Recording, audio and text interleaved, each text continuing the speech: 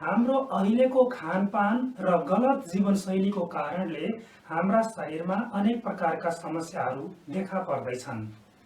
शरीरलाई चाहिने भन्दा नचाहिने फर्मेन्टेसन गरिएका खानेकुराहरू बढी खाइन्छन्, जसमा स्वादको लागि अनेक प्रकारका केमिकलहरू मिसाएर खानाको वास्तविक गुण र पौष्टिक तत्त्वलाई नै नष्ट गरिएका हुन्छन्। जे जतिलाई शुद्ध खाना मानिन्छन् ती पनि सबै रासायनिक मल र कीटनाशक औषधिहरू प्रयोग गरेर उत्पादन गरिएका हुन्छन् र खाने समयको पनि कुनै निश्चितता छैन। बिहानदेखि बेलुका 10 बजेसम्म केही न केही खाइराख्ने बानी बसेको छ। विकासको नाउँमा सेवा र सुविधाहरू यति धेरै भइसकेका छन् कि काम गर्नलाई हामीले हात खुट्टा चलाउन नपर्ने र सबै काम मेसिनबाट हुने भइसकेको छ। अब सुन्नुहोस् एउटा तितो सत्य। यदि हाम्रो शरीरको कुनै पनि अङ्ग चलाइएन भने वा काममा ल्याइएन भने बिस्तारै बिस्तारै त्यो अङ्ग कमजोर हुँदै जान्छ र अन्तमा निष्क्रिय भएर काम नलाग्ने पनि हुन सक्छ। यो प्रक्रियाले लामो समय लिने गर्छ, त्यसैले किन यस्तो भयो भन्ने हामीलाई थाहा हुँदैन। त्यसपछि हामीले आफ्नो शरीरको मर्मत गर्ने जिम्मा डाक्टरलाई सुम्पिदिन्छौँ। हामी केही हुने बित्तिकै हस्पिटलतिर दौडिन थाल्छौँ। केही उपाय नै नलागेपछि त जानै पर्यो। केही उपाय जानेकोले घरमै घरेलु चिकित्सा पनि अपनाउँछन्। शरीर हाम्रो, समस्या पनि हाम्रै, त्यसैले समाधान पनि हाम्रै हुनुपर्ने हो नि। चेतनाको स्तर अलि बढेर रोग लाग्नुभन्दा रोगको बाटै छेक्नु जाति, prevention is better than cure भन्ने सोच राखेर कोहीले कसरत गर्ने, योगा अभ्यास र व्यायाम पनि गर्ने गर्छन्। हामीले परिश्रम जति गर्छौँ त्यसको फल पनि त्यति नै पाइन्छ। त्यो पनि यदि परिश्रम सही दिशामा गएछ भने मात्र पाइन्छ।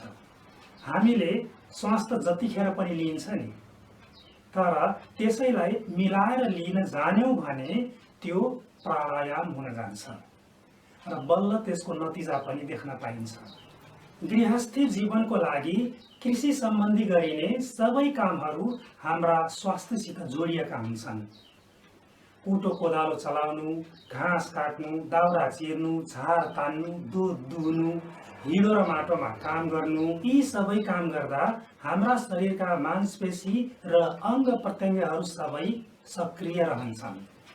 त्यस्तै आमाहरूले भान्साघरमा गर्ने कामहरूमा सिलौटामा चटनी पिस्नु, ढिकी चलाउनु, सुपोमा चामल केलाउनु, झाँतोमा दाल पिस्नु, यी सबै काम गर्दा आमाहरूको शरीरका मांसपेशीहरूमा हलचल हुन जान्छ, रक्त सञ्चार नियमित हुन जान्छ।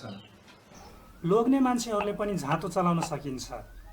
यसले हाम्रो पेटको वरिपरिको मांसपेशीहरूमा एकदमै राम्रो व्यायाम हुने गर्छ। बाबा रामदेवले त योगाको नाउँमा हावामा झाँतो चलाउन सिकाउँछ। साँच्चैको चलाइयो भने त आफ्नो लागि दाल पनि पाक्छ, ज्यान पनि बन्छ। त्यस्तै मेसिनको साटो हातले मकै छोडाउने गर्यौँ भने हातको औँलाको टुप्पामा एक प्रकारको प्रेसर पर्न जान्छ, दबाव पर्न जान्छ, जसलाई एक्युप्रेसर थेरापी पनि भनिन्छ। त्यो आँखाको लागि राम्रो हुन्छ, काम पनि हुने र शरीरलाई लाभ पनि हुने। अनि त्यस्तै नियमित कोदालो चलाउने मान्छेको ढाड दुख्ने समस्या हुँदैन। केही समयको लागि दुखे पनि रातभरको आरामले ठिक हुन्छ, थला पर्नु पर्दैन। कोदालो र बन्चरो चलाउँदाखेरि हाम्रा मेरुदण्डका मांसपेशीहरूमा हलचल हुने गर्छ। हामीले कोदालो र बन्चरो चलाउन छोडेदेखि हाम्रा मेरुदण्डका मांसपेशीहरूमा हलचल हुन पाएनन्, जसले गर्दा त्यहाँ खिया लागे जस्तै भएर ढाड दुख्ने समस्याहरू बढेका हुन्। अनि त्यस्तै व्यवहारमा एकदमै काम लाग्ने अर्को एउटा कुरा हो डोरी। कपडा सुकाउन, बार लाउन, गाईबस्तुलाई बाँध्न, कुनै चिजलाई झुन्ड्याउन, सामानहरू ओसार पसार गर्न, खेती किसानी गर्नेको घरमा मात्र नभएर हरेक घरमा काम लाग्छ।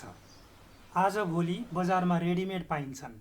प्लास्टिकको, नरिवलको, बाबियोको, त्यस्तै रबरको, तारको अनेक प्रकारका डोरीहरू पाइन्छन्। डोरी बाँड्न जान्नु एउटा कला मात्र नभएर यसले हाम्रो हत्केलाको मालिस पनि हुने गर्छ।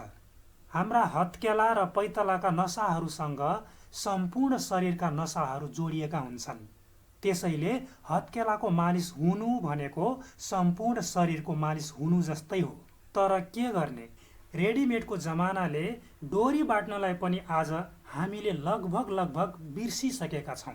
प्रकृतिले हामी मानव लगायत सम्पूर्ण पशु पन्छी र जीव जगतलाई गरी खानको लागि र आत्मरक्षाको लागि कसैलाई नङ्ग्रा, कसैलाई पन्जा, कसैलाई तिखा दाँत र कसैलाई प्वाँख, पखेटा, पुच्छर, सिङ दिएको छ। त्यस्तै हामीलाई हात खुट्टा दिएको छ। पशु पन्छी र जीव जनावरहरूले त जुन उद्देश्यले दिइएको छ त्यही काममा प्रयोग गर्छन्।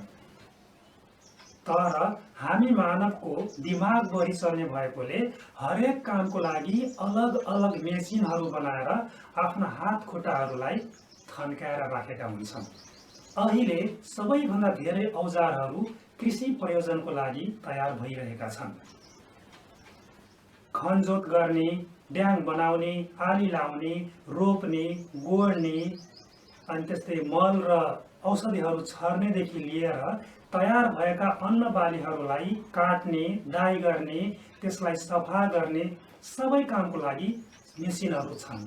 हामीलाई दुःख हुन्छ भनेर त्यही सेवा र सुविधाको लागि आफ्ना शरीरका अङ्गहरूलाई काम नलगाइकन बिगारिरहेका हुन्छौँ। जग्गा र जमिन अहिले त नाम मात्र हाम्रो भइसक्यो।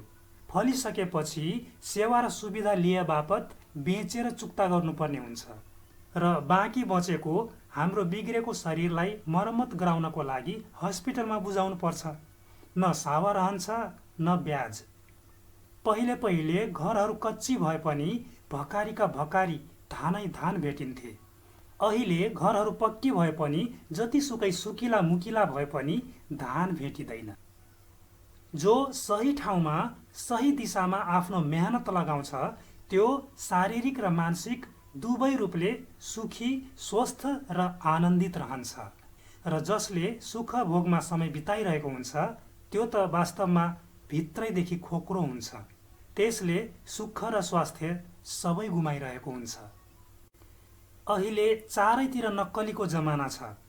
यो योगा, आसन, व्यायाम भन्ने पनि हाम्रा आफ्नै घरमा गरिने असली कामका नक्कली स्वरूप मात्र हुन्। जिम म्युजियममा गएर ट्रेडमिलमा एकै ठाउँमा उभिएर दौडिनु भन्दा त घरमै केही सामान ओसार पसार गर्दा फाइदा हुन्छ नि। काम गर्दा थाकेको शरीरलाई जुन अवस्थामा बस्दा आराम मिल्छ त्यो पनि त एउटा आसन नै हो। नेताहरूले कुर्सीमा बस्नुलाई आसन ग्रहण भनिन्छ होइन?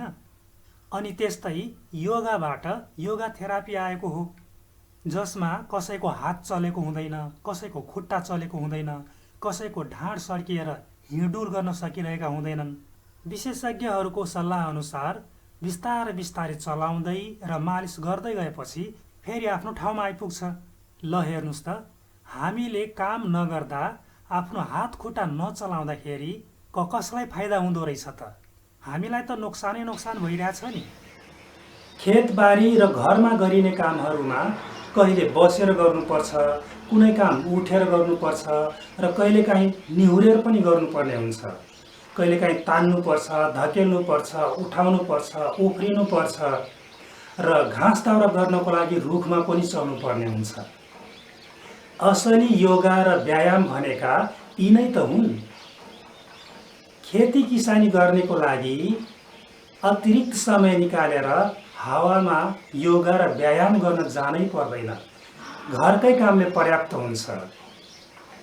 जुन असली काम हुन्छ त्यो हामीले पैसा दिएर अरूबाट गराइन्छ र जुन काम नक्कली हुन्छ त्यसलाई बडो शानसित अरूलाई देखाएर पैसा तिरेर गरिन्छ। सकेको काम त आफैले गर्दा राम्रो हुन्छ नि। नसक्ने भएपछि त शरीरले जानकारी दिइहाल्छ अब सक्दिनँ भनेर। थकाइ लाग्छ, दुख्छ, घामले पोल्न थाल्छ। हामीले के गर्छौँ, काम गर्नलाई मैदानमा उत्रिएपछि पल्लो छेउतिर हेरेर ओहो कति धेरै काम हो, कहिले सकिन्छ होला भनेर पहिल्यै हताश मान्ने गर्छौँ। निउरी मुन्टी लाएर गीत गाउँदै सुरु गरेपछि त काम नसकिने कुरै हुँदैन।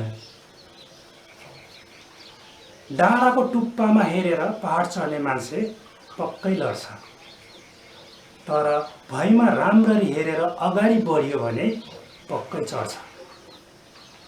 सबै मनको खेला हो, यो शरीर त बस चेला हो। मनले हारे हारिन्छ, मनले जिते जितिन्छ। मेरो उद्देश्य भनेको कृषि काममा सकारात्मक ऊर्जा भर्नु मात्र हो, अरूको कामको कसैको कामको आलोचना गर्नु होइन। धन्यवाद।